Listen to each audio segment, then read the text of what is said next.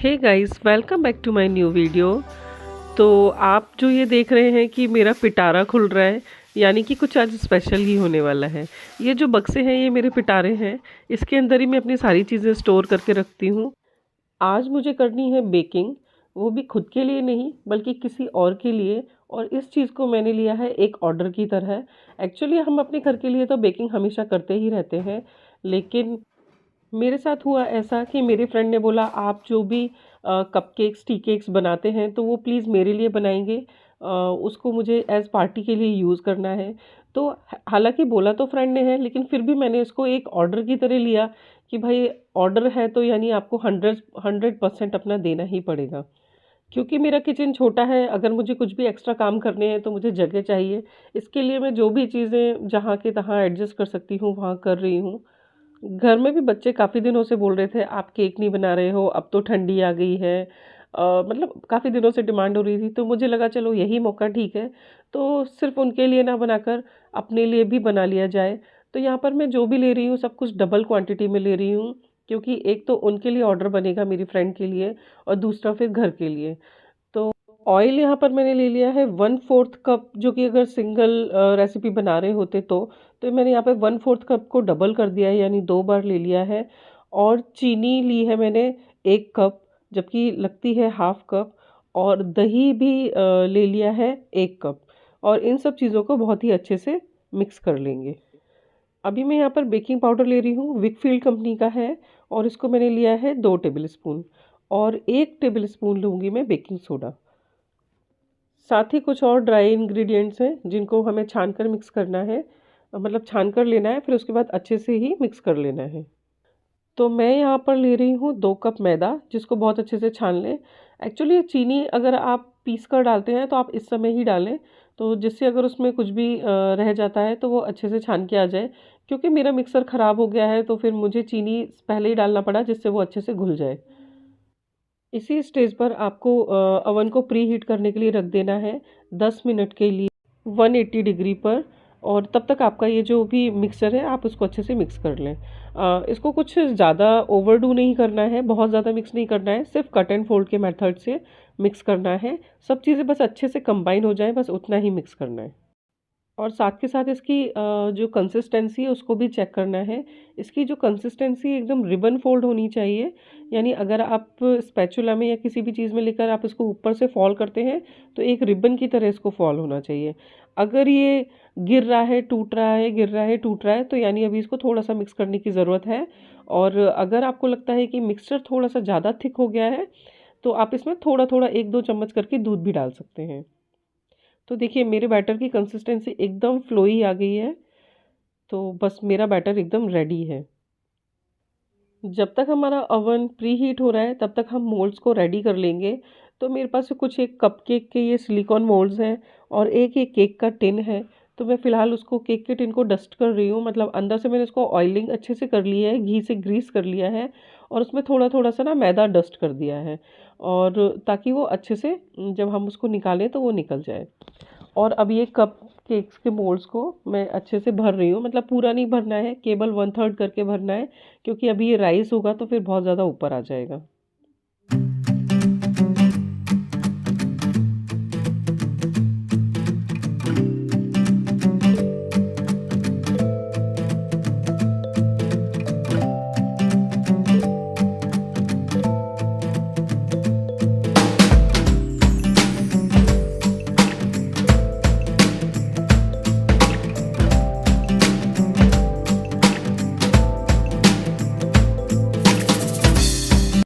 ये कपकेक मैंने vanilla flavour के बनाए थे, तो इसमें मैंने 2 टेबल स्पून वनीला एसेंस भी डाला था। लेकिन अभी ये जो बैटर बच गया है तो उसको मैं थोड़ा चॉकलेटी फ्लेवर देने के लिए 2 बड़े चम्मच कोकोआ पाउडर मिक्स कर रही हूँ।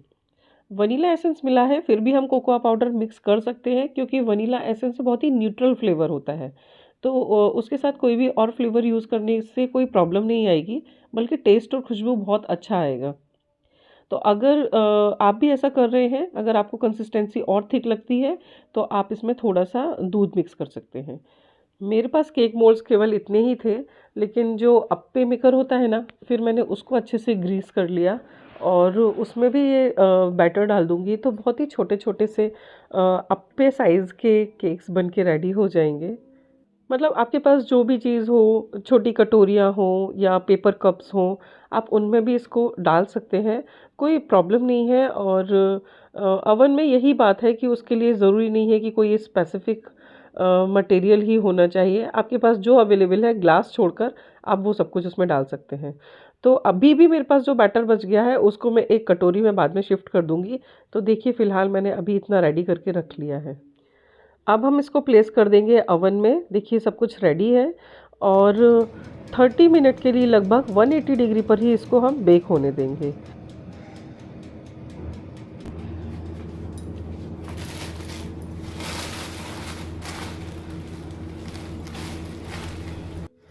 दिवाली पर पूजा के लिए ये खीलें हम सभी के घर में आती हैं, लेकिन ये थोड़ी सी मतलब इनमें कोई टेस्ट नहीं होता।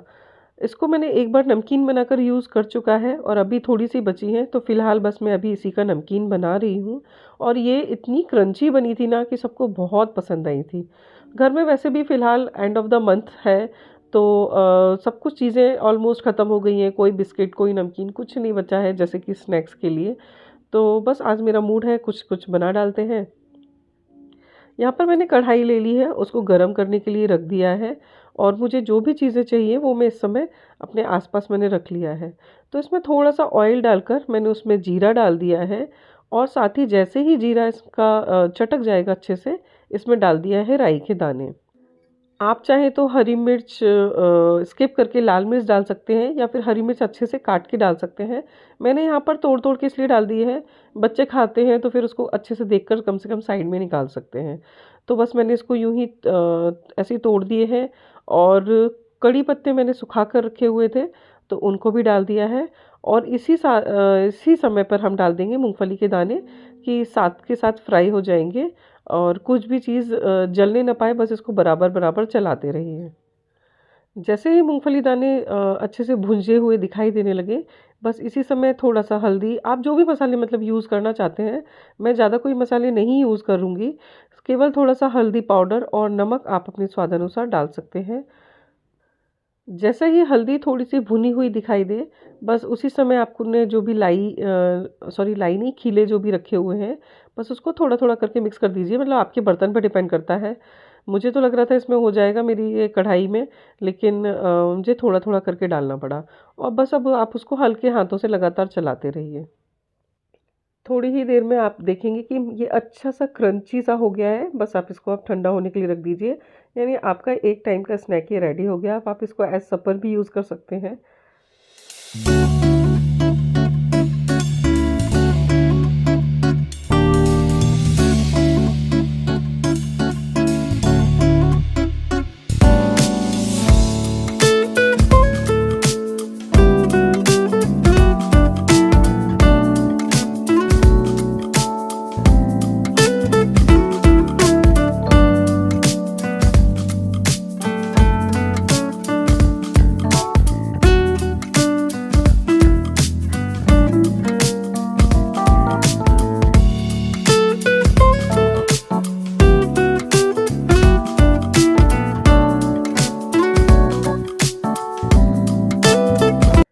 जब तक हमारे केक्स अभी रेडी हो रहे हैं, तब तक हमारा एक स्नैक रेडी है और अब हम तैयारी कर रहे हैं दूसरे स्नैक की।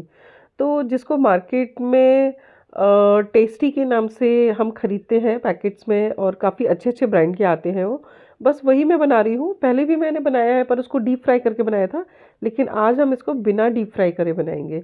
तो इसका जो सबसे अच्छा मेज़रमेंट है, आप जितना मूँगफली लें उसका आधा बेसन लें।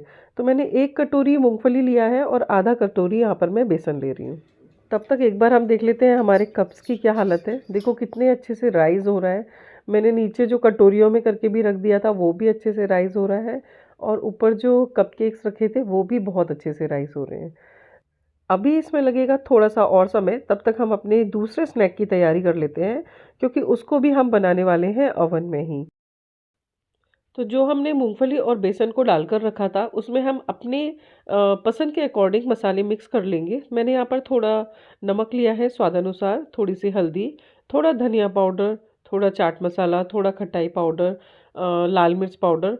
तो आप आपको जो भी मसाले अपने अकॉर्डिंग पसंद हो आप उसको डाल सकते हैं। कुछ लोग तीखा पसंद करते हैं तो आप उसमें थोड़ी काली मिर्ची या थोड़े और एक्स्ट्रा गरम मसाले भी डाल सकते हैं।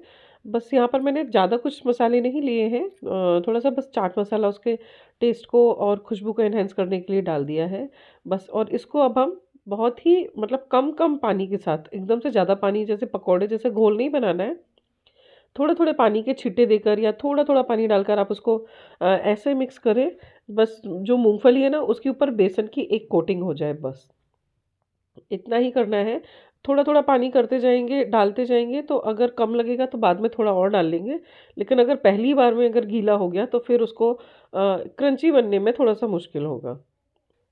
मैंने यहाँ पर थोड़ा-थोड़ा पानी करके लगभग 2 से 3 चम्मच ही डाला होगा और यहाँ पर हमारा जो भी मिक्सचर था वो बनकर रेडी हो गया है। तो देखो ना, तो एकदम सूखा आटा दिखाई दे रहा है, ना ही बहुत गीला दिखाई दे रहा है, और ऐसा लग रहा है जैसे मतलब एक भी मूँगफली खाली सी नहीं दिख रही है, सबके ऊपर बेसन की कोटिंग आ गई है। अब आप इस स्टेज पर चाहें तो उसको डीप फ्राई भी कर सकते हैं, लेकिन हम बनाने वाले हैं ओवन में, और बिल्कुल हम आफ्टर बना रहे हैं केक के, यानी हमें प्रीहीट करने की भी ओवन को ज़रूरत नहीं है, वो अच्छे से हीटेड है। ये देखो हमारे कपकेक्स निकल के बाहर आ गए हैं, मतलब बहुत अच्छे राइज़ हुए हैं, कितना अच्छा कलर आया है। और अभी मैं इनको चेक कर रही हूँ, देखो चाकू एकदम सूखा निकल रहा है, बिल्कुल भी कुछ भी चिपका हुआ नहीं है, यानी कि ये अंदर से एकदम अच्छी तरह से पक चुके हैं। और मैं अभी एक बेकिंग ट्रे पर इको बेक बिछा लिया है। इको बेक बिछाने से ये फ़ायदा है कि आप उसको बाद में रीयूज़ भी कर सकते हैं। और ये जो मिक्सर है मैं इसको थोड़ा थोड़ा करके इस इको बेक के ऊपर फैला दूंगी। आप चाहें तो हाथों से भी कर सकते हैं, लेकिन ठंडी में ठंडी कुछ ज़्यादा ही लगती है, तो बस मैं इसको इस तरीके से स्प्रेड कर रही हूँ। मतलब ये ध्यान रखिएगा कि कोटिंग एक के ऊपर एक लेयर ज़्यादा ना हो, जितना पतला पतला आप फैला सकते हैं, मतलब एक एक दाना एक ही जगह हो, बस उसी तरीके से आप इसको फैला दीजिए। जो केक टिन में और अप्पे मेकर में जो हमने केक रखा था, वो हमने डाउन रॉड पे रखा था, तो उसको मैंने कपकेक हटाने के बाद मिडिल रॉड पे रख दिया है। तो जब तक उसमें 5 मिनट लग रहा है तब तक हमारी लेयरिंग हो जाएगी, और फिर हम उस ट्रे को हटाकर हम ये बेकिंग ट्रे को वहाँ पर प्लेस कर देंगे। तो अभी मैं आपको दिखाती हूँ कि वो भी बहुत अच्छे से, उसका कलर बहुत अच्छे से आ गया है और वो बहुत अच्छे से राइज़ हो गए हैं। तो बस अब हम इसको हटाएँगे और अपना ये जो टेस्टी बना रहे हैं उसको वहाँ पर रख देंगे।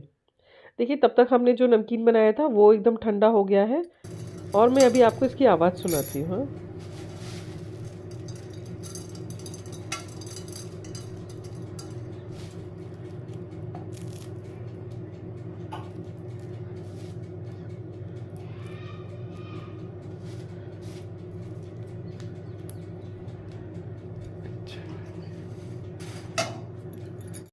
इसको हमने लगभग 200 डिग्री पर रखा है, और 15 से 10 से 15 मिनट में बस इसको बीच बीच में चेक करते रहिए।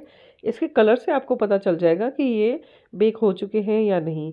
देखिए अब हमारे सारे केक्स बनकर रेडी हो चुके हैं, और इसी बीच में हमने अपने 2 स्नैक्स रेडी कर लिए हैं। एक फुल रेडी है और एक अभी ऑन द प्रोसेस चल रहा है। तो बड़ी ही जल्दी ये सारी चीज़ें बनकर रेडी हो गई हैं। अब हम डीमोल्ड कर कर देखते हैं अपना केक।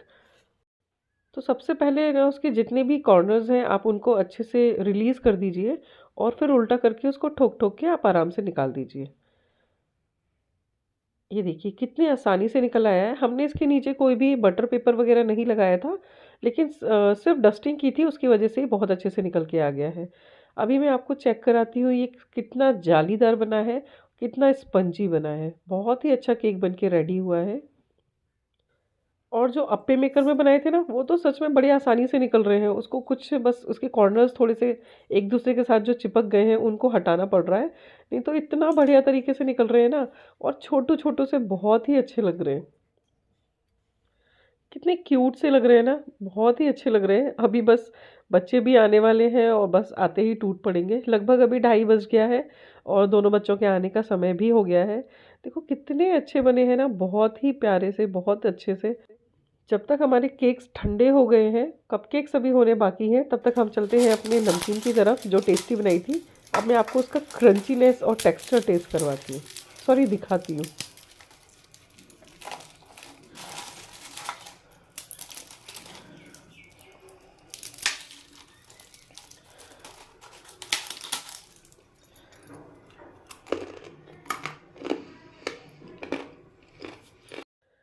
आपको इसकी आवाज़ से इसकी क्रंचीनेस का आइडिया लग ही चुका होगा। अब हम अपने कपकेक्स को अनमोल्ड कर लेते हैं। देखिए कितनी आसानी से बिना चिपके, बहुत कितनी जालियाँ दिखाई दे रही हैं और स्पंजीनेस देखिए आप इसको जितना दबा रहे हैं ये वापस से बाउंस बैक हो रहा है। तो देखा कितनी आसानी से हमने सब कुछ बनाकर रेडी कर लिया बहुत ही कम समय में।